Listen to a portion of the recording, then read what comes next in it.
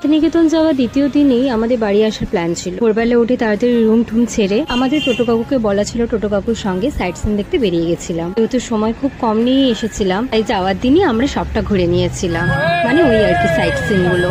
বিকেলবেলায় প্রায় 4টে সাড়ে 4টের দিকে আমাদের বাসের টিকিট বুক ছিল। তো রুমেই ব্রেকফাস্ট সেরে প্রথমেই আমরা টোটো কাকুর সাথে কঙ্কালীতলা বেরিয়ে পড়েছিলাম। এখানে গিয়ে আমাদের ছোট নদী চলে আঁকে বাঁকে, বৈশাখ মাসে তার হাতে জল থাকে। হ্যাঁ, কোপাই নদীর দর্শন, গেছিলাম রাজবাড়িতে। তারপর কাকু আমাদের বনের ভিতর দিয়ে বনবিথিতে নিয়ে গেছিল। হ্যাঁ, ওটা একটা রেস্টুরেন্ট, একদম ঐতিহ্যপূর্ণ রেস্টুরেন্ট। এখানে খাবার এত সুস্বাদু হয় কারণ এখানের সাঁওতালরা নিজ হাতে খাবার রান্না করে। তো আমরা নিরামিষ মিলিয়ে অর্ডার করেছিলাম। তো এত সুন্দর খাবার ছিল। খাবার দাবার খেয়ে বনবিথি থেকে বেরিয়ে লাল মাটির রাস্তা দিয়ে আমরা বাস স্টপে চলে গেছিলাম।